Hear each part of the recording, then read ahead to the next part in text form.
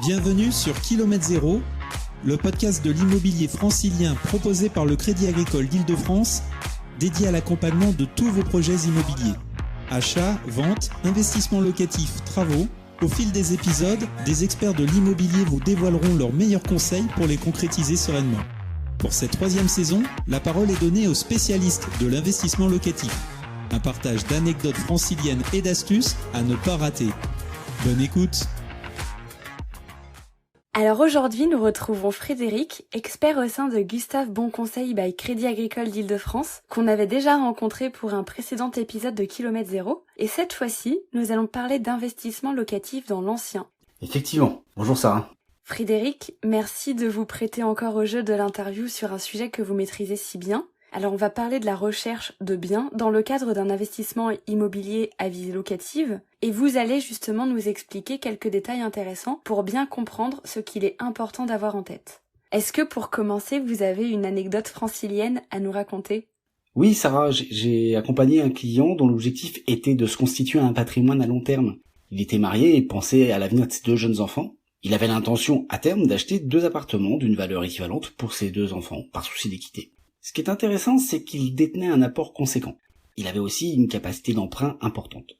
Dans ce cas-là, il est conseillé de privilégier plutôt un emprunt car cela permet de défiscaliser de ses revenus fonciers. Mais mon client ne souhaitait pas rentrer dans des problématiques de trésorerie trop lourdes. Alors il a préféré investir une partie de ses économies personnelles, puis compléter avec un emprunt. Alors si je comprends bien, votre client n'a donc pas opté pour un financement optimal. C'est un arbitrage personnel. Ce qui montre aussi que chacun fait des choix différents en fonction de ses motivations. Dans son cas, c'était seulement l'idée de se constituer un patrimoine immobilier qui le motivait. Ça change l'intention que le client va avoir sur le bien. Quand on est dans un but fiscal, les clients n'accordent pas ou peu d'importance au lieu. Dans le cas de mon client, il ne souhaitait pas réduire ses impôts. Sa priorité était de constituer le patrimoine à transmettre à ses enfants. Il n'a pas le même regard sur les choses. Et puis le locatif, ça se revend facilement si besoin. Et alors comment ça s'est passé ensuite ? Il m'a décrit son projet de manière assez précise. Il ambitionnait d'investir dans un studio de 25-35 mètres carrés, en étage, dans une ville urbaine, à proximité d'une gare en première couronne de Paris, autour de la Garenne-Colombes, dans les Hauts-de-Seine. Ce qui est compliqué pour ces critères, c'est qu'il arrive sur un marché déjà très tendu, à la croisée des investisseurs et des jeunes actifs primo-accédants. Cela faisait 6 mois qu'il cherchait sans succès. Il arrivait toujours trop tard. Les créneaux de visite étaient pris d'assaut. Je lui ai donc proposé de se faire accompagner par un de nos partenaires chasseurs immobiliers. Il a signé un mandat de recherche de 45 jours. Contrairement aux idées reçues, le chasseur est rémunéré seulement si le client fait une acquisition.